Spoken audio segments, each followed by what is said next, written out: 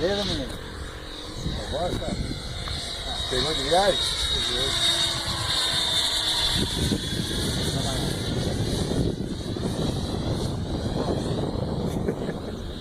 Esse aqui é um motor de um gato que eu tinha, que eu pedi pro Gilberto fazer uma... Tem lá no coisa lá. Fazer uma dessa pra mim.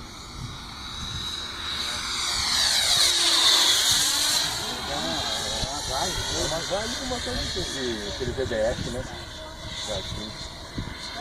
Danilo, eu vou passar uma e vou posar, tá? Tá. O vento tá ao contrário, hein? Eu vou passar O pouso.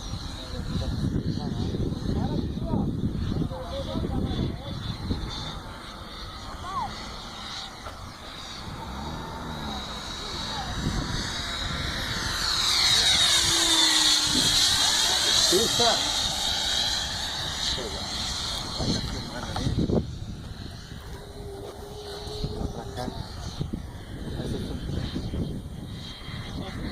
Tem um xizão menor aí pra nós.